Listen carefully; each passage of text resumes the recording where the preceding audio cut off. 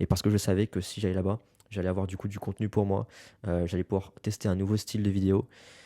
Je savais que j'allais rentrer chez moi et manger des pâtes, mais au moins j'ai testé et du coup ça a porté aussi ses fruits.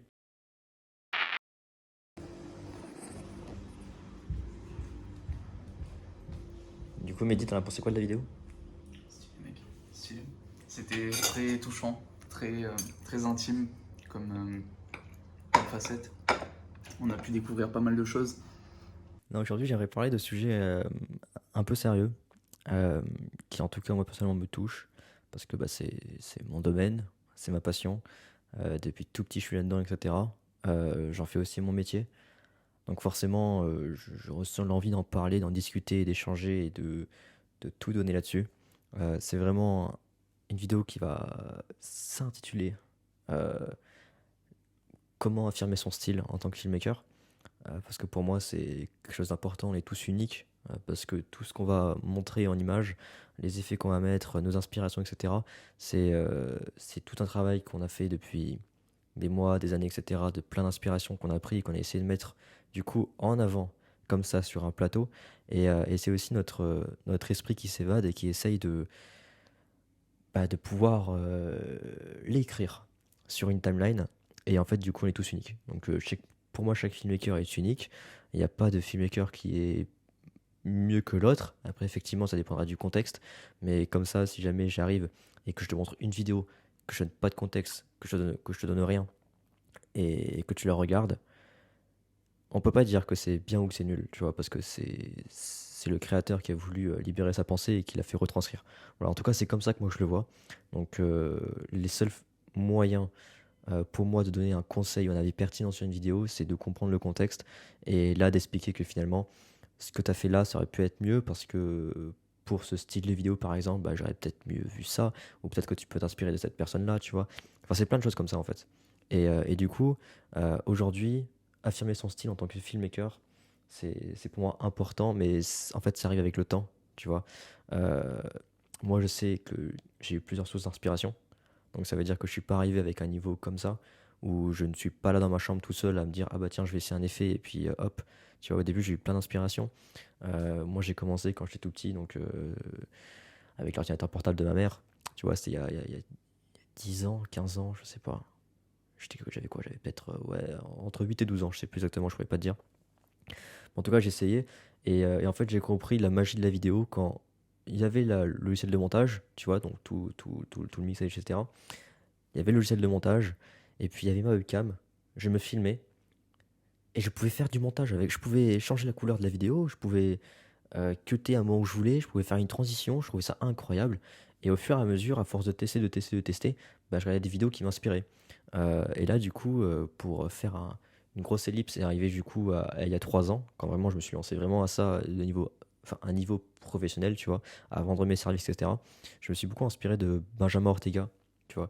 Après, il y avait toute la panoplie un peu, Sam Colder, J.R. Ali, BNTK, Benjamin Ortega, enfin, John Olson en gros, si tu veux. Euh, et c'est quand j'ai vu les vidéos de Benjamin, tu vois, que je me suis dit, fuck, c'est quoi cette vie, quoi? C'est quoi tout ça? C'est quoi ces montages qui sont ouf? Le mec, il a juste une caméra avec lui, il filme des trucs, il y a de l'émotion, il choisit. Enfin, c'était un truc de ouf. Et c'est comme ça que je me suis dit, mais je veux la même chose. Donc, je vais pas dire comme un con parce que c'est pas le but, mais j'ai essayé de recopier. Donc, ça veut dire que je télécharge sa vidéo et limite, je l'ai scruté image par image pour savoir comment il avait fait ça, ça, ça, ça, ça. Et en fait, du coup, à force de faire ça, quand tu vois des montages vidéo, t'imagines comme ça, par instinct, je sais pas comment on appelle ça, en tout cas quand t'es monteur vidéo, quand tu vois une vidéo, t'imagines la timeline, et je me disais, ok, il a fait comme ça, il a fait comme ci, il a fait comme ça. Et au début, tu prends beaucoup de temps, tu vois, à faire ça.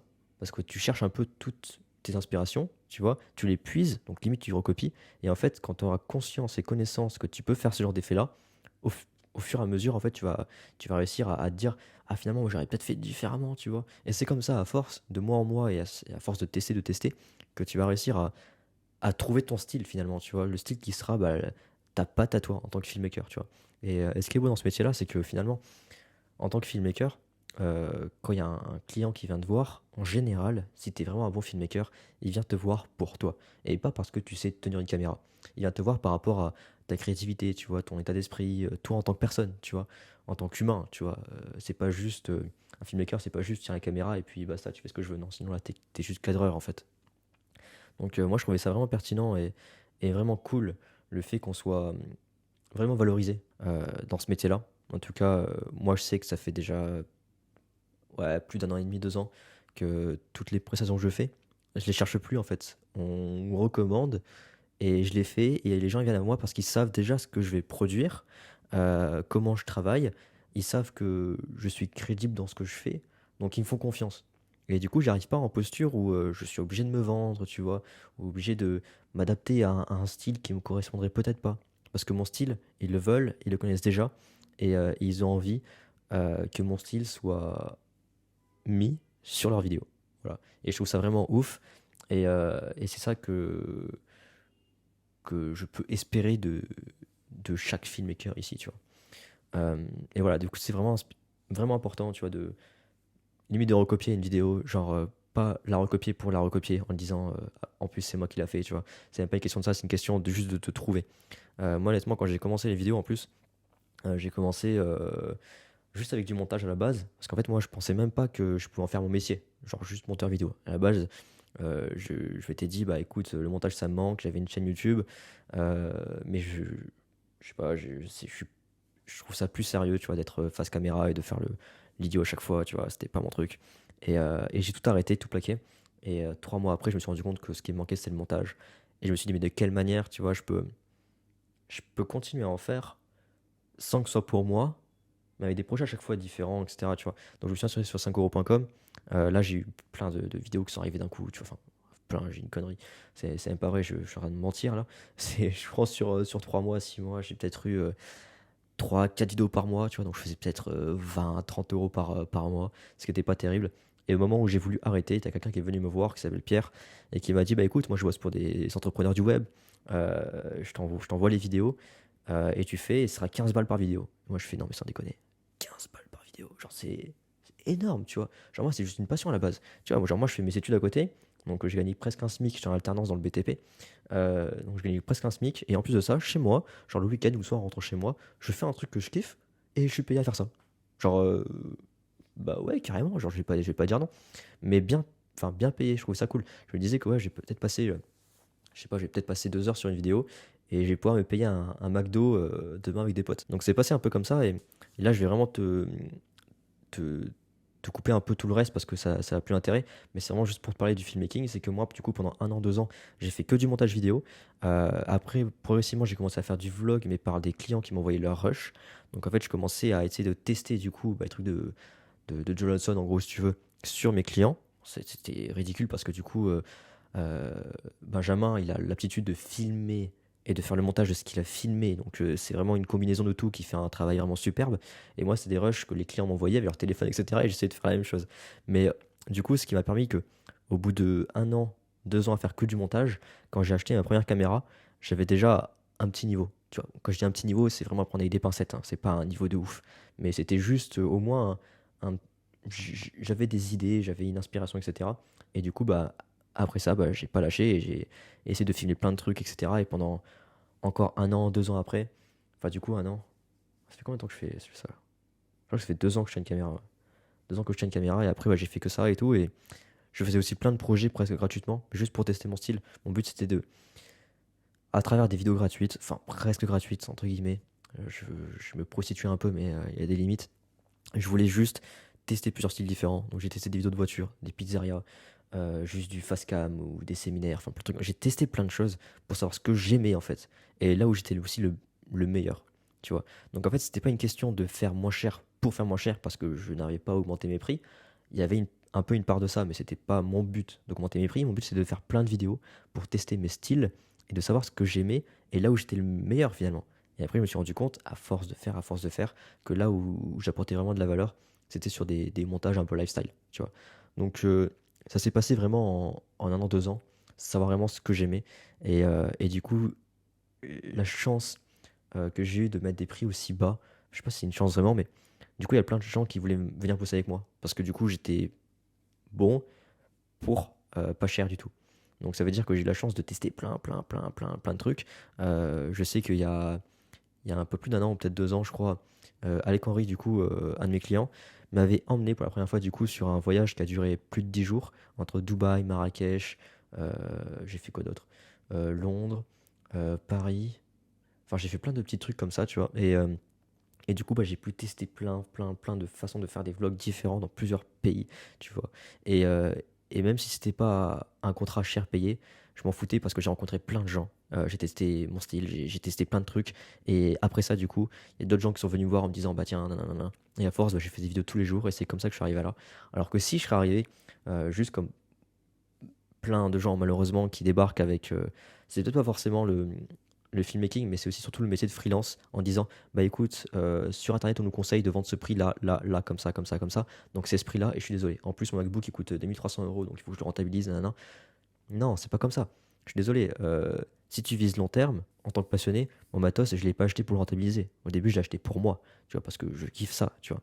Après effectivement maintenant aujourd'hui j'ai une boîte, quand j'achète du matos, tu vois, genre, je sais pas, un drone ou une autre caméra, tu vois, ou des trépieds, des trucs comme ça, ou d'autres lumières, je sais qu'après, ça a un but d'être rentabilisé. Mais au début, quand tu commences, tu le fais pour toi, pour t'améliorer, pour te faire du réseau, pour te faire un portfolio, tu vois.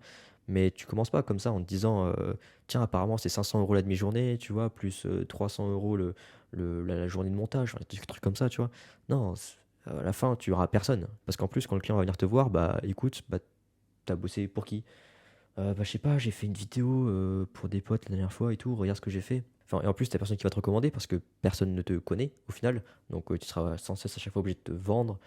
Enfin, tu vois, c'est un gros processus qui fait qu'au finalement, bah, tu perds plus de temps et plus d'argent que tu penses en gagner en pensant en mettre des prix qui sont justes. Enfin, des prix qui peuvent paraître humains. Tu vois, moi, je sais que euh, je sais pas comment dire ça, mais en un an, je crois que je faisais peut-être entre 5 000 et 7 000 € par mois de chiffre d'affaires dans la boîte, donc c'était une SARL. Et après, je me prenais du coup un salaire qui était de 1 600 € net. Et en plus, j'étais en alternance. Donc ça veut dire qu'en gros, mon brut, c'était un peu net. Mais je bossais comme un chien. Tu faisais des vidéos quasiment tout le temps. Ça m'arrivait de partir à Dubaï à plus. C'était quand? C'est l'année dernière, en octobre 2020. J'étais parti à Dubaï gratuitement pendant 5 jours pour un contrat. Je tiens à préciser quand même que quand je dis que je suis parti une semaine, c'est une semaine sans être payé. Il m'a payé quand même l'hébergement, le billet d'avion, enfin tout ce qui s'ensuit. Juste, j'ai pas été payé pour la prestation. Donc ça veut dire que je suis resté une semaine mais sans être payé. Donc, quand je suis revenu, mon chiffre d'affaires n'a pas évolué. Euh, et bah, j'ai perdu une semaine à ne pas bosser pour d'autres. Voilà, en gros, mais j'ai gagné beaucoup en contenu et en réseau. Voilà. Et parce que je savais que si j'allais là-bas, j'allais avoir du coup du contenu pour moi, j'allais pouvoir tester un nouveau style de vidéo. Je savais que j'allais rentrer chez moi et manger des pâtes, mais au moins j'ai testé et du coup ça a apporté aussi ses fruits. Mais ça dépend de plein de trucs, ça dépend de ta vision et tout. Et moi honnêtement, j'ai galéré à monter mes prix, euh, j'ai galéré en 2 ans, je crois. Parce que j'étais entre le fait que je voulais faire plein de vidéos pour un bon portfolio, etc. Et voyager, etc. Tu vois. Et je savais qu'un jour, il fallait que je les augmente. Je ne savais pas quand. Et là, aujourd'hui, du coup, je suis avec euh, mes nouveaux associés. Donc, c'est un peu eux qui mettent les prix. Moi, je suis juste là pour faire la créa, tu vois. Mais, euh, mais voilà, en tout cas, juste pour le fait d'affirmer son style. Oh, j'ai bien débité là, je trouve. Voilà, voilà. Je sais pas si ça t'a parlé ou si ça a l'air cohérent ou quoi. Ou même en tant que freelance, si jamais ce que je te dis là, ça te parle et que tu vas pouvoir implémenter ça du coup sur ton business ou ta passion. Bon, en tout cas, moi, c'est comme ça que je vois les choses et c'est comme ça que j'ai réussi à avancer là où je voulais. J'avais un objectif et je me suis dit, faut que je le vise. Et en fait, des fois, ça le visait, mais ça allait plus loin que ce que j'espérais. Mais parce que je me donne des objectifs, je les tiens avec amour. J'ai fait, bon, ok, j'avoue, j'ai fait 2 burn-out. Ouais, un et demi. Je sais pas comment, je sais pas. Je crois que j'ai fait 1 ou 2 burn-out en 2020. Confinement, etc. J'en pouvais plus. J'étais juste mort. Je voulais arrêter la vidéo. Je voulais tout arrêter. J'en pouvais plus. Euh, je vais arrêter là parce que du coup, ça peut faire sujet de notre vidéo. Donc, si je commence encore à débiter, ça fait une vidéo de 3 quarts d'heure. Mais je pense que j'ai dit l'essentiel pour affirmer son style. Honnêtement, j'ai pas de drone. Enfin, si, j'ai un drone. Enfin, la boîte, elle a une drone. Mais moi, personnellement, je n'utilise pas le drone. Je sais même pas faire du drone.